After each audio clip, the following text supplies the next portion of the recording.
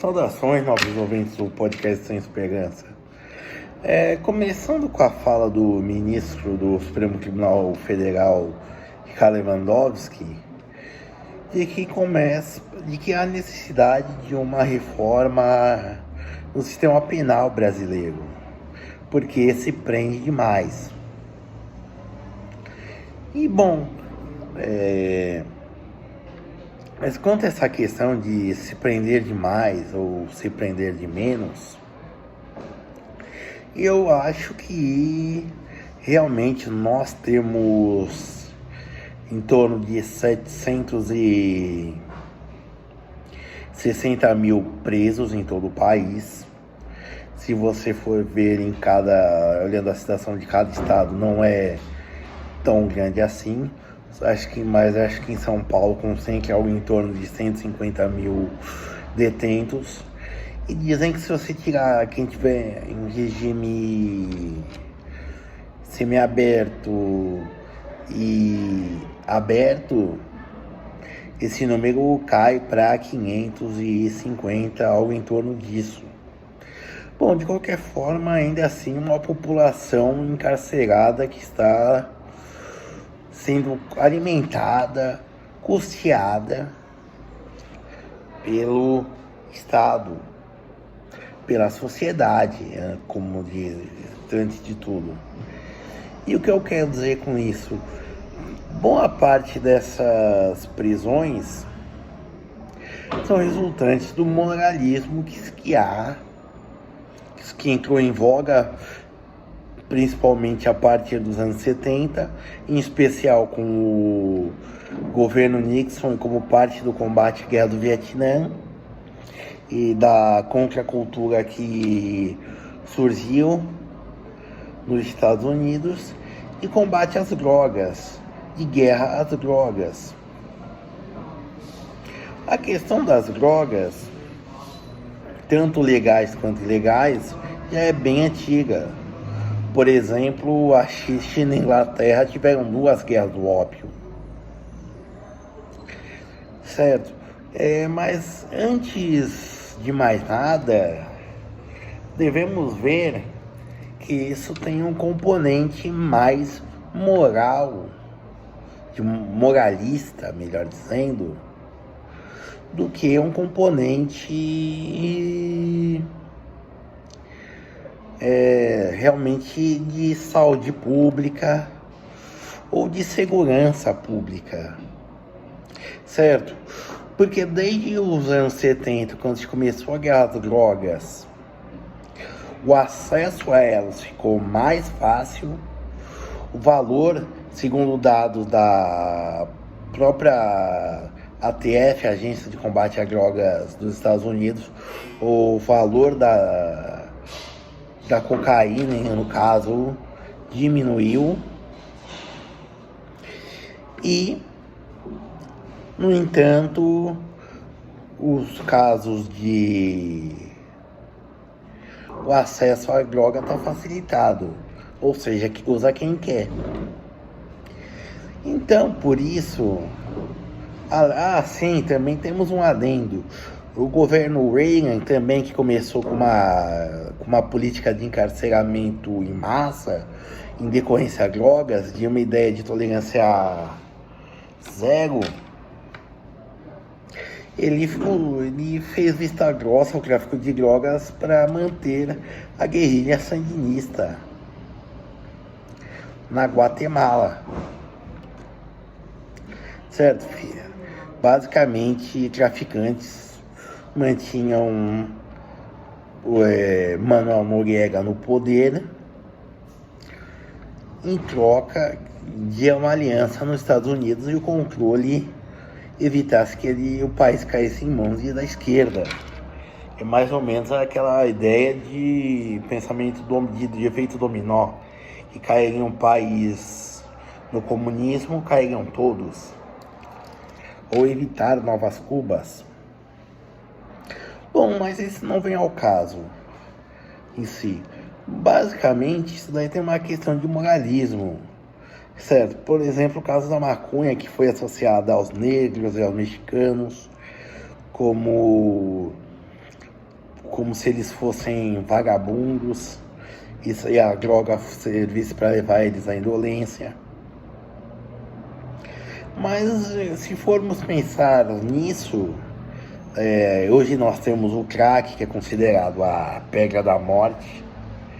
Só que se formos ver estatisticamente falando, a maioria das pessoas que consomem crack não se viciam, não se tornam, vão parar nas cracolândias.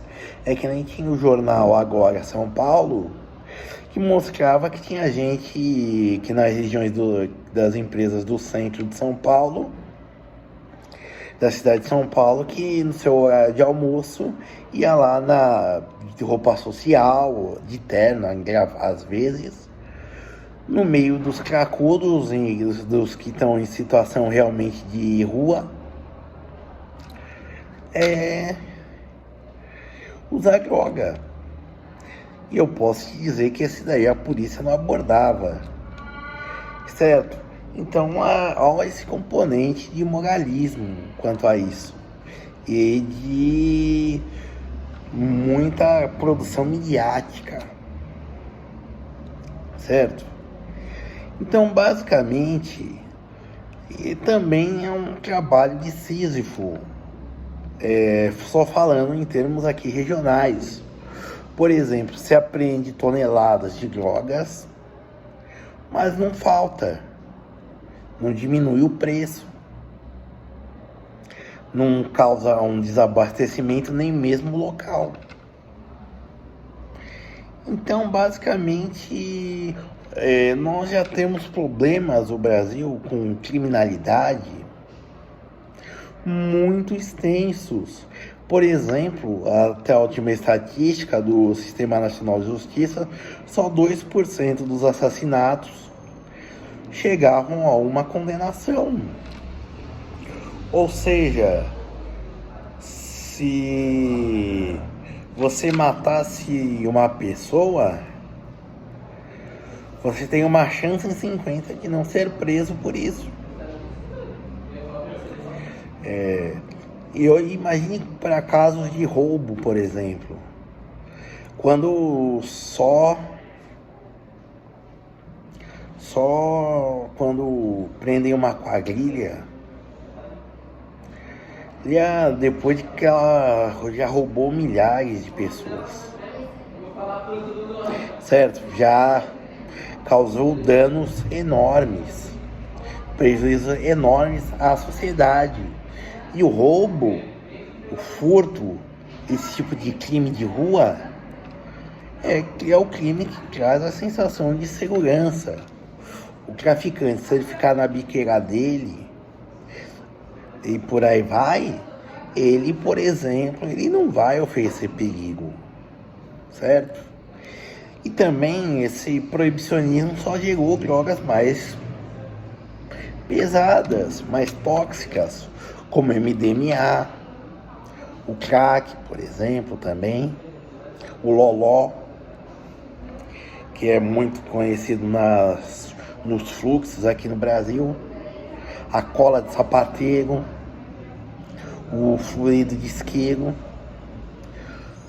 que independente de terem efeitos, como direi, entorpecentes, causam danos mais graves à saúde,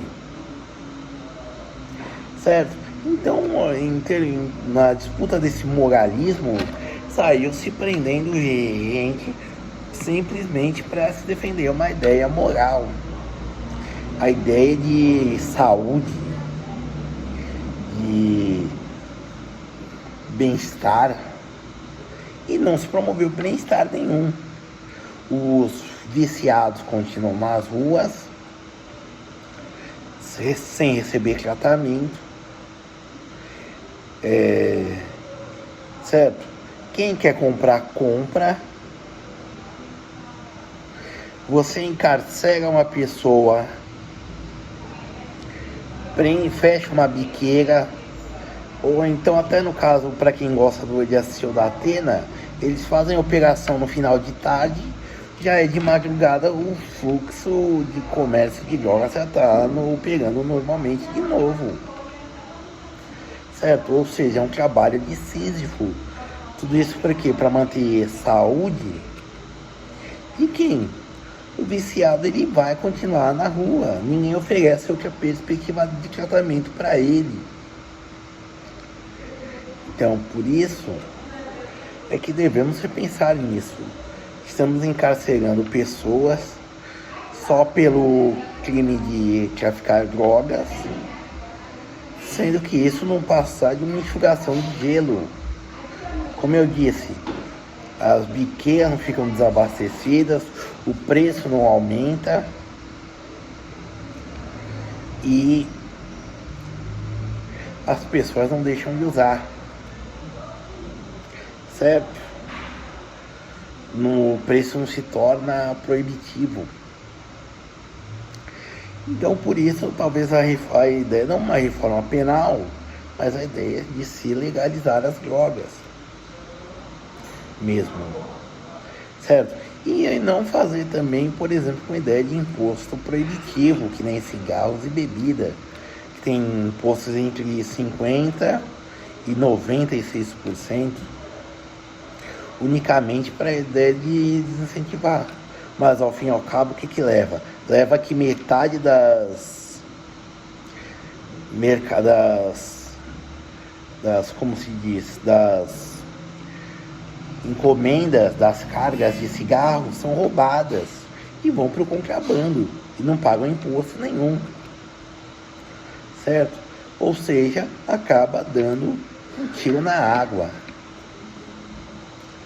Então, ao invés de simplesmente uma reforma penal, fazer algo, legalizar as drogas e regulamentar, certo? Porque, bom, a guerra às drogas já se demonstrou que não é,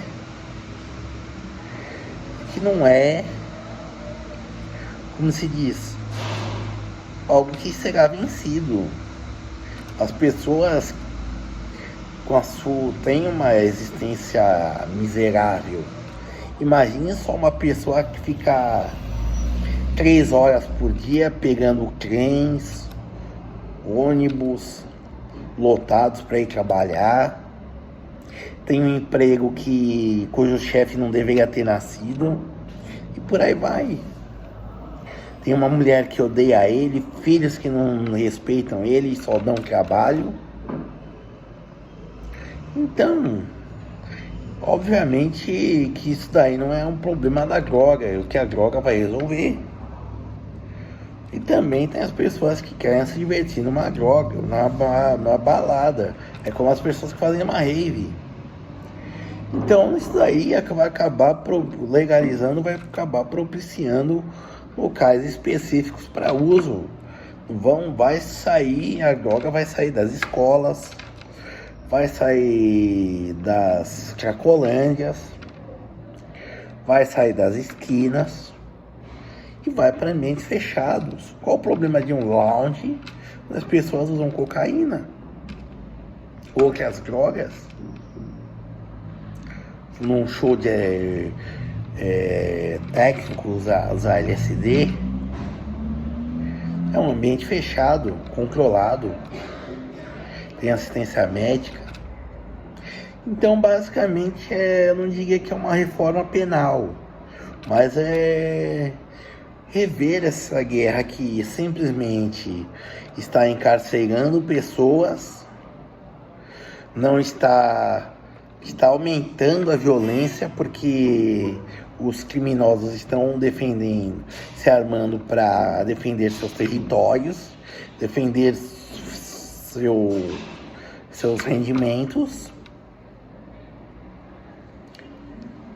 E basicamente não está trazendo prejuízos para o tráfico, não está dificultando o acesso para quem quer usar ou para quem é viciado.